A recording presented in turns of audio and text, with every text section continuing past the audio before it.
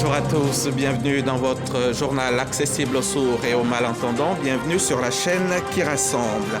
Lundi 16 septembre marquait l'ouverture de la session parlementaire de la RDC au Palais du Peuple à Kinshasa.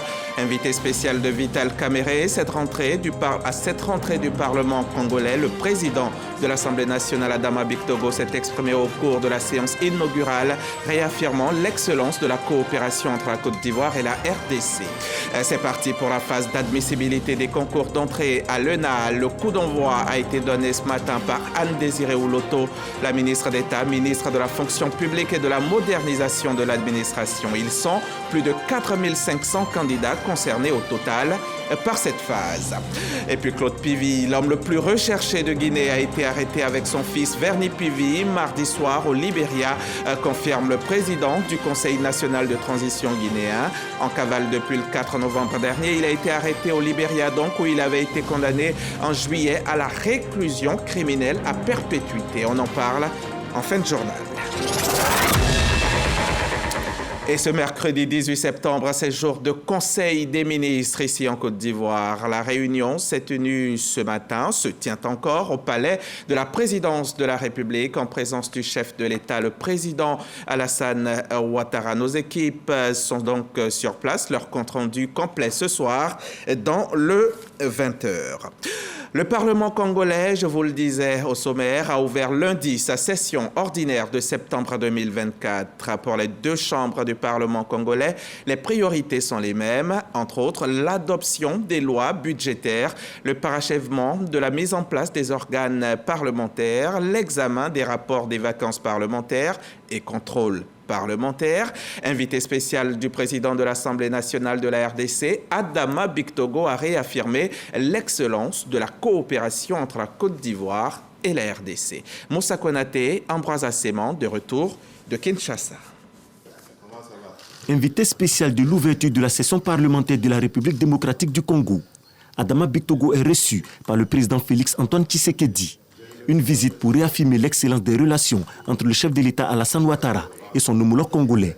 Aussi, témoigner du dynamisme de la coopération entre les deux pays.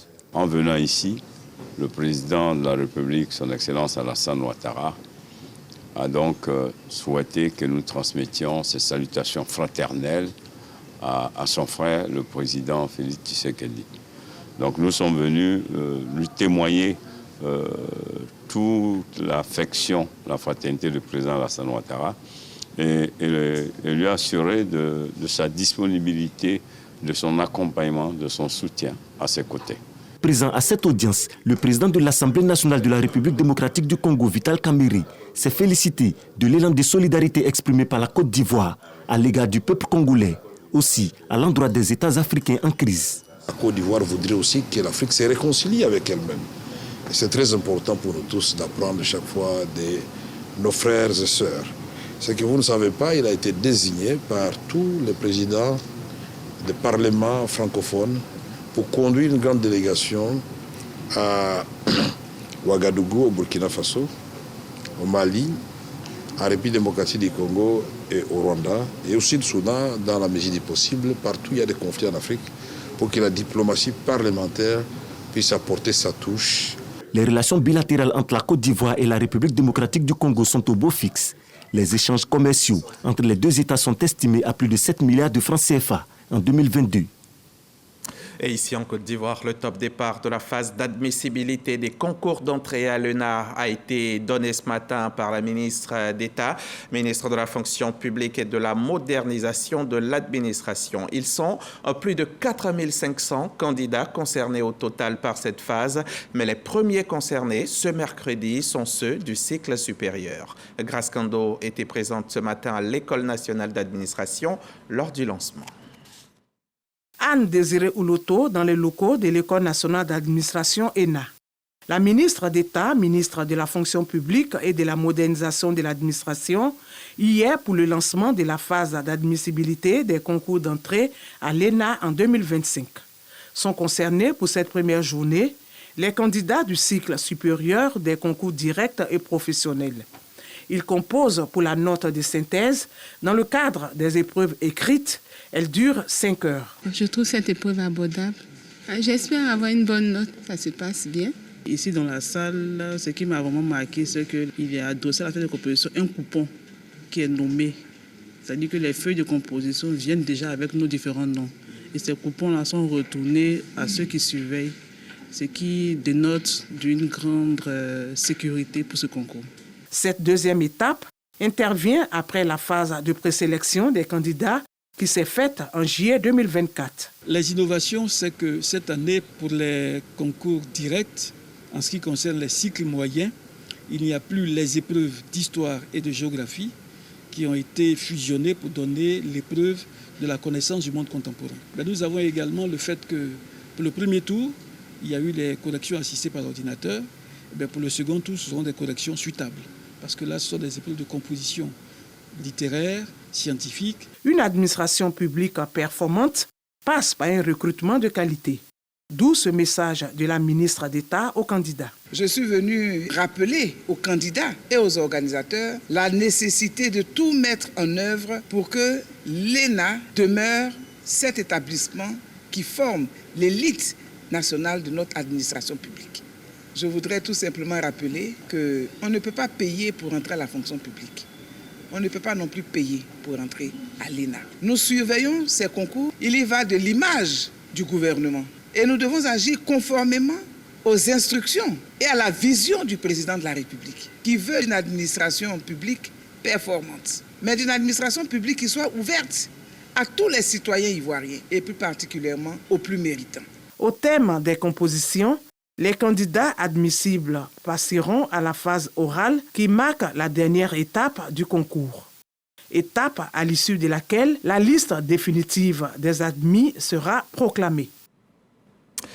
L'harmonisation des données économiques et financières révèle que le cadre macroéconomique ivoirien est toujours solide. Lors du séminaire qui s'est tenu récemment à Grand-Bassam, non loin d'Abidjan, les travaux ont mobilisé les experts économiques nationaux. Un séminaire en prélude à la mission du Fonds monétaire international en Côte d'Ivoire. Il s'agit de la 3e revue du programme économique et financier, la 2e évaluation au titre de la facilité pour la résilience et la durabilité. Léon Brokwame, reportage. Le 23 septembre prochain, le FMI, Fonds monétaire international, entame à Abidjan sa 2e évaluation au titre de la facilité pour la résilience et la durabilité, donc la 3e revue du programme économique et financier de la Côte d'Ivoire. Un cadre économique toujours solide de l'avis du ministère des Finances et du Budget. Il estime, après harmonisation des données économiques et financières, à 6,1% le taux de croissance réelle cette année et projette cette croissance à une moyenne de 6,8% sur la période 2024-2028. Sur la même période 2024-2028, le séminaire de Grand-Bassam annonce une inflation toujours en régression de 4 à 3%, en passant par 3,7% en 2025. Il lie cette embellie à la bonne progression de la production vivrière et à la maîtrise à 4% cette année du déficit budgétaire, puis annonce sur la question de la dette un risque modéré de surendettement. Ses performances et la confiance des investisseurs et partenaires au développement, le résultat, toujours selon le ministère des Finances et du Budget, de réformes soutenues par l'amélioration de la bonne gouvernance, la bonne gestion des finances publiques et la lutte contre la corruption. Lors de la 4e session de formation et de sensibilisation des journalistes de l'UEMOA qui a eu lieu récemment à Ouagadougou, au Burkina Faso, le président de la commission de l'institution communautaire sous-régionale indique que l'Union a montré des signes de résilience durant ces 30 dernières années, ces 30 années donc d'existence. Dangui Dangui faisait partie de ces journalistes. Il nous parle des enjeux de la session de formation. Énergie, économie, sécurité, transport, infrastructure. Les chantiers de l'Union économique et monétaire ouest-africaine UEMOA avancent pour le bien-être de sa population estimée à un peu plus de 140 millions. C'est ce qui ressort des différentes présentations des experts de cette institution sous-régionale et de leurs échanges avec les journalistes. Nous devons travailler à ce que nos citoyens soient suffisamment informés sur ce qui se fait. Et ce travail ne doit pas se limiter à un travail que nous faisons déjà en langue française ou en langue étrangère. Mais nous devons aller au-delà et commencer par utiliser beaucoup plus les langues de chez nous. En organisant cette 4e édition de la session de formation et d'information de 41 journalistes issus des 8 pays membres, l'UEMOA veut mettre ses réalisations, ses défis aussi bien que ses perspectives sous le feu des projecteurs. Cela est important et capital pour qu'on puisse sentir ce que nous faisons. 30 ans, c'est beaucoup, c'est pas beaucoup. C'est une année au cours de laquelle nous sommes en train de poursuivre la réflexion, de sensibiliser, de dire où est-ce qu'on en est au niveau de notre union. Cette session de formation et d'information des journalistes sur les chantiers de l'UEMOA a eu lieu du 9 au 13 septembre dernier à Ouagadougou, au Burkina Faso. De qualité. D'où ce message de la ministre d'État aux candidats. Je suis venu rappeler aux candidats et aux organisateurs la nécessité de tout mettre en œuvre pour que l'ENA demeure cet établissement qui forme l'élite nationale de notre administration publique. Je voudrais tout simplement rappeler qu'on ne peut pas payer pour entrer à la fonction publique. Les problèmes techniques, il peut y en avoir à tout moment, mais on reste en place. Nos techniciens sont là pour assurer. On rentre en Côte d'Ivoire, on fait une halte à Korogo, dans le nord du pays, où l'ONG Objectif Santé et Développement vient d'offrir 5 tricycles à des jeunes bénévoles pour accompagner leur brillante initiative de mettre sur pied le groupement pour l'assainissement et la salubrité de la ville de Korogo. Les précisions de notre correspondante, Ami Sissoko. La ville de Korogo, le groupement pour l'assainissement et la salubrité à Korogo reçoit gracieusement 5 tricycles, un don de l'ONG Objectif Santé et Développement avec le soutien du ministre de la Communication Amadou Coulibaly. Ce groupement pour l'assainissement et la salubrité à Korogo contribue à la précollecte et à la collecte des ordures avec l'appui de l'Agence nationale de gestion des déchets, ANAGED. Ayant eu l'idée d'accompagner la nation, donc le ministre s'est dit, ça c'est la vision du président de la République, son excellence Alassane Ouattara. Donc son rôle de ministre, c'est de nous accompagner. Donc nous disons un grand merci, infiniment merci. Ça va créer l'emploi pour 36 personnes. Il faut dire déjà, ça c'est un début. Tout part de la plus belle CAN de 2023 avec ces jeunes volontaires qui se sont mobilisés pour assainir la ville de Korogo. Avec la volonté de poursuivre cette action, ils mettent en place ce groupement pour l'assainissement et la salubrité GAS avec l'appui de l'ANAGED. Des jeunes qui ont montré leur amour pour leur ville, qui se sont engagés dans le bénévolat sans rien demander, qui payaient eux-mêmes leur transport pour aller au lieu de regroupement. Il fallait les accompagner. Ce qui a fait la différence, c'était votre amour, votre volonté d'avoir une ville qui soit propre, pour que tous les étrangers qui allaient venir repartent avec la conviction que Korogo était une belle ville, Korogo était une ville propre. Le ministre de la Communication Amadou Coulibaly a annoncé d'autres tricycles et matériels de salubrité pour soutenir ces jeunes, et ce en cas de bonne gestion.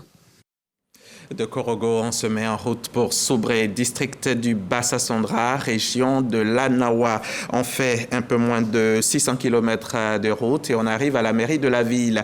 Le conseil municipal là-bas a fait l'acquisition des engins de reprofilage pour un coût global de plus de 320 millions de francs CFA. Des équipements qui permettront d'améliorer l'état de la voirie dans les quartiers et communes de la ville. Kwadio Wouridou et Jean-Marc Djadji. 2 camions-bennes, un compacteur et une niveleuse. Ce sont des matériels de travaux publics que la mairie de Soubré vient d'acquérir. Avec ces acquisitions, le conseil municipal de Soubré sera capable d'intervenir en temps réel et avec efficacité sur l'ensemble du territoire communal pour toute action de reprofilage. Tous les villages ont mis le vœu de voir la mairie faire le reprofilage des voies, et sur l'ouverture des voies et puis le rechargement lourd de la voirie. Alors, quand on a écouté ces différentes préoccupations, nous avons bien voulu nous équiper la mairie en engins roulants, Avec ces engins, je crois qu'on sera plus efficace sur les routes afin de répondre à la préoccupation des populations. La remise de ces engins au service technique de la mairie de Soubré marque une nouvelle étape dans l'amélioration de ces infrastructures locales, au grand bonheur des populations de la région de la Nawa. C'est sûr que cette voix n'est pas celle de Jean-Marc Djadji, vous avez bien entendu, ami Diarasuba. C'est parti pour la 8e édition du prix Santé et Sécurité au Travail, prix lancé par la CNPS, la Caisse nationale de prévoyance sociale.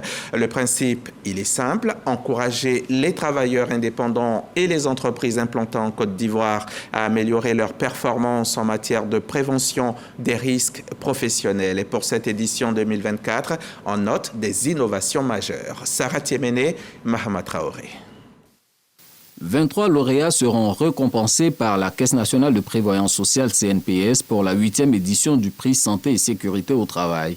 Les candidats doivent satisfaire certaines conditions pour concourir. D'abord, pour l'aspect classique, le prix Santé et Sécurité au Travail, il nous faudra renseigner la fiche d'inscription des référentiels de compétition. Il faudra ensuite produire une attestation de mise à jour des cotisations sociales en cours de validité et enfin, déposer dans les délais les dossiers de candidature. 2 innovations marquent cette 8e édition, l'introduction du prix Vision Zéro et le prix d'encouragement pour la sécurité et la santé des travailleurs indépendants. En plus de la prévention classique, on associe le bien-être au travail. Parce que bien souvent, c'est un point qui n'est pas clairement dans nos activités. Alors que tout ce qu'on fait dans l'entreprise devrait concourir au bien-être de ceux qui y travaillent. 45 000 entreprises compétissent. Le prix Santé et Sécurité au Travail se veut un cadre de valorisation et de partage de bonnes pratiques. Le concours connaîtra son apothéose le 25 décembre 2025.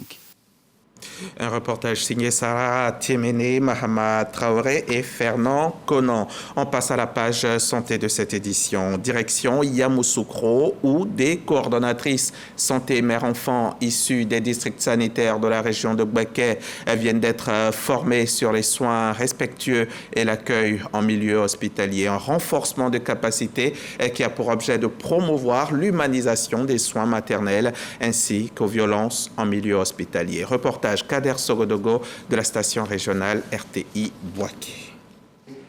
Des sages-femmes majors et des coordonnatrices santé mère-enfant sont formées sur les soins respectueux et l'accueil en milieu hospitalier. Une initiative de l'ONU Femmes en Côte d'Ivoire en collaboration avec la Direction régionale de la santé de Bouaké et la Direction des soins infirmiers maternels et infantiles du ministère de la Santé, de l'hygiène publique et de la couverture maladie universelle. À Yamoussoukro, cette session de formation vise à promouvoir l'humanisation des soins maternels et néonatals pour prévenir les décès dus à la négligence et aux violences en milieu hospitalier. La rencontre vise également à prévenir les décès maternels et néonatals en garantissant des soins de qualité dans les structures sanitaires de la région de Bouaké.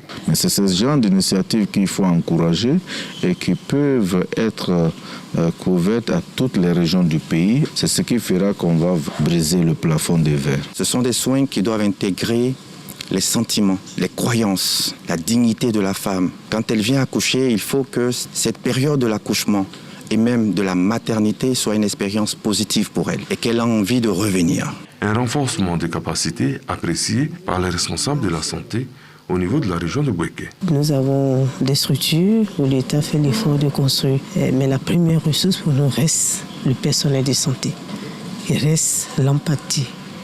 Il reste les soins humanisés. Et donc cet atelier prend tout le sens. Surtout que nous n'avons pas vraiment l'habitude de ces ateliers sur les soins humanisés. Soutenir des soins respectueux et inclusifs pour sauver des vies. C'est autour de ce thème que cette rencontre s'est tenue.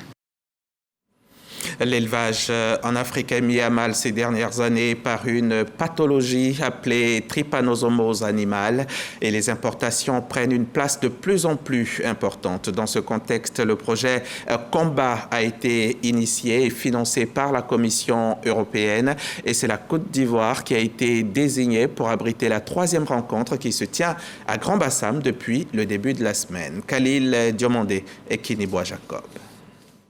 La trypanosomose animale appelée aussi maladie du sommeil, se pose aujourd'hui comme un ennemi au développement de l'élevage en Afrique. Cette maladie transmise par piqûre de la mouche tsetse touche 36 pays sur le continent, dont la Côte d'Ivoire, tributaire des importations de bétail selon l'OMS. La Commission européenne, en bon partenaire, initie le projet Combat en vue d'éradiquer la trypanosomose animale. La 3e réunion de réflexion se tient à Grand-Bassam, après Montpellier et Rome. Une maladie qui sévit au niveau du bétail a certainement un impact non seulement sur l'état nutritionnel de la population, mais également sur le développement socio-économique. Voilà pourquoi il est bon que les chercheurs puissent justement réfléchir sur cette thématique de sorte à pouvoir réduire de façon significative l'impact de cette maladie en Afrique. On a 10 à 15% des animaux qui sont porteurs du parasite, donc ça crée des avortements, l'animal ne mange plus, l'animal perd sa force de travail. Voilà pourquoi ce projet-là, il est essentiel pour nous. Le projet Combat est financé à hauteur de 6 millions d'euros, soit environ 4 milliards de francs CFA.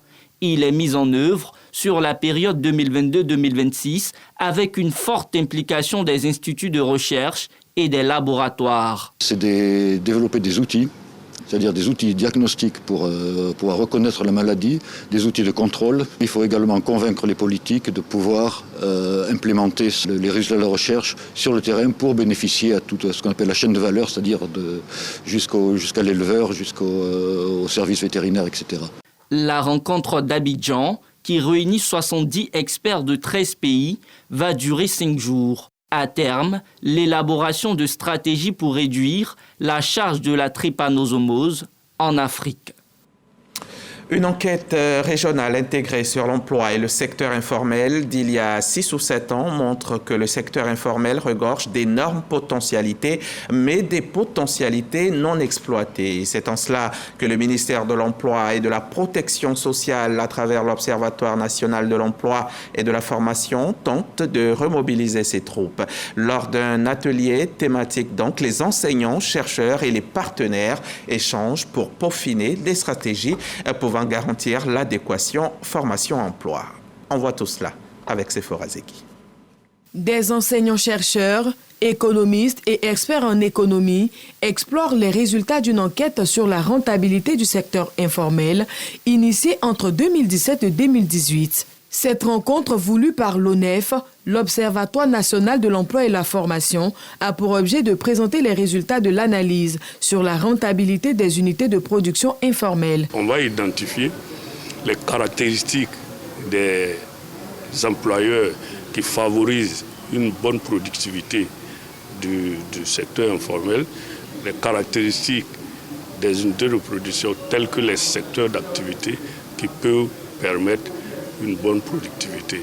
C'est en vue d'orienter tous ceux qui veulent entreprendre, parce que c'est vrai, le tout n'est pas d'entreprendre, il faut encore réussir l'activité qu'on entreprend. Le ministère de l'Emploi et de la Protection sociale salue l'opportunité de cette rencontre. Selon le représentant du ministre Adama Kamara, l'enquête sur l'emploi de 2019 a révélé que sur 10 emplois en Côte d'Ivoire, 9 relèvent du secteur informel, d'où la création de l'ONEF pour adresser cette problématique. Le ministère de l'Emploi et de la Protection sociale qui a en charge les questions d'emploi se réjouit de tels travaux, surtout que l'ONEF a été créé pour jouer un rôle important dans le système du travail en Côte d'Ivoire. En initiant ces rencontres thématiques, l'ONEF veut animer le débat sur la problématique de l'emploi et de la formation en Côte d'Ivoire, en vue d'y proposer des solutions pertinentes. Un reportage de Sephora Zegui et Barnabé Conan. Autre lieu, autre atelier de formation. C'est dans la ville de Botro, région de Bouaké, au centre de la Côte d'Ivoire. Atelier organisé donc à l'initiative de la section locale de la Fédération pour la paix universelle Côte d'Ivoire. Il était question de renforcer les capacités des leaders d'opinion de la région en matière d'action au profit de la consolidation de la paix et du vivre ensemble. Charles Tatou de la station régionale RTI Bouaké.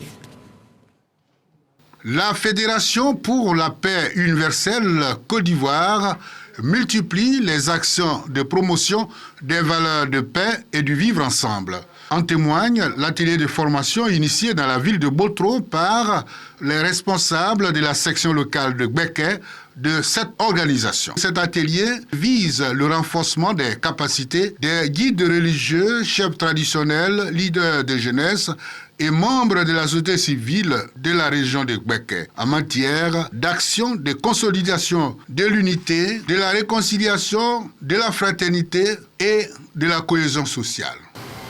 Il faut qu'on dépasse les clivages politiques et s'aimer l'amour sur l'ensemble du territoire national. Les participants apprécient l'initiative. Quand les élections approchent, il faudrait quand même aller vers les parents pour les sensibiliser afin que ce que nous avons vécu au temps jadis, nous ne revivons pas encore. Ce séminaire nous permettra d'être davantage plus pratiques dans notre région et épauler non seulement nos chefs coutumiers, mais aussi les autorités administratives. Cause de la destruction de l'idéal de la paix, source et conséquence des conflits humains. C'est le thème de cet atelier. La Fédération pour la paix universelle Côte d'Ivoire s'appuie sur 5 valeurs fondamentales, à savoir la croyance en Dieu, la famille symbole d'union, l'éducation et l'amour dans les familles, le vivre pour les autres et la coopération. Et il y a du sport dans ce journal, c'est du foot et je vous emmène à Assini Mafia où vient de se tenir la finale de la première édition du tournoi de foot doté du trophée Dominique Ouattara, tournoi qui a réuni les équipes des différents villages de la localité. C'est une initiative de la fondation Children of Africa dans le but d'occuper sainement les enfants pendant les vacances scolaires. Diarasuba Ami, reportage. Démarré il y a 3 semaines, le tournoi de football de la Fondation Children of Africa d'Assini Mafia connaît son apothéose. Une finale qui a opposé l'équipe de Babiara à celle des Boutiam. 90 minutes ont suffi à Babiara pour s'imposer 2-0 face à son adversaire qui a manqué de réalisme. Ce tournoi vise à permettre aux enfants de passer des vacances saines à travers la pratique du sport. Je suis très content. Grâce à mes coachs d'équipiers, on a pu remporter cette finale. Merci à la première dame. Parce que le choix de mettre notre commune parmi les communes qui organisent ce type de tournoi, c'est d'abord une opportunité pour nous. Occasion pour Pierre Magne, premier magistrat de cette commune, de réitérer son engagement à soutenir la jeunesse d'Assini Mafia. Tout le monde est très content parce que c'est exceptionnel. On s'attend toujours au gros village et puis c'est les petits qui arrivent en finale, c'est extraordinaire. Et c'était une grande réussite. Pour rappel, c'est le mercredi 26 juin dernier que la première dame Dominique Ouattara a procédé au lancement officiel de cette 15e édition. 71 localités ont participé à ce tournoi. Et à l'occasion du Maolid 2024, célébré ce week-end par la communauté musulmane de Côte d'Ivoire, l'imam du quartier Angré Extension 4, ici à Abidjan, a invité les fidèles de la mosquée Firdaus à demeurer dans l'unité et surtout à cultiver la paix et le vivre ensemble. Eugène Atoubé, témoignage. À Angré Extension 4, dans la commune de Cocody, les fidèles musulmans de la mosquée Firdaus ont commémoré la naissance du prophète Mohammed. Prières et enseignements sur la vie du prophète ont été au centre de ce Maouloud 2024 avec pour thème la place de la science et des savants dans les enseignements du prophète. L'imam Touré Mamadou a axé son sermon sur la nécessité pour les jeunes de suivre la voie exemplaire du prophète Mohammed et appelé tous les fidèles à l'unité pour renforcer la dynamique spirituelle et communautaire. Le message que le prophète Mohammed a laissé ici, c'est que le président, il a suivi la paix. Et rien que la paix, il faut se battre pour la paix, il faut rester ensemble, cohésion sociale, il faut s'accepter. Le Maoulid a en gré extension 4, occasion pour l'imam Touré Mamadou et les fidèles de toujours garder à l'esprit que le défi commun est l'achèvement de la mosquée en voie de finition. Je vous le disais au sommaire, Claude Pivy, l'homme le plus recherché de Guinée, a été arrêté avec son fils Verny Pivy mardi soir au Libéria, confirme donc Dansa Kourouma, le président du Conseil national de transition guinéen. En cavale depuis le 4 novembre dernier, il a été arrêté au Libéria. Il avait été condamné en juillet à la réclusion criminelle à perpétuité, assortie d'une période de sûreté de 25 ans dans le cadre du procès du massacre du 28 septembre 2009. L'arrestation a eu lieu dans un village frontalier entre le Libéria et la Guinée. Verny Pivy est considéré comme le cerveau de l'opération menée à la prison centrale de Conakry qui avait permis l'évasion de son père.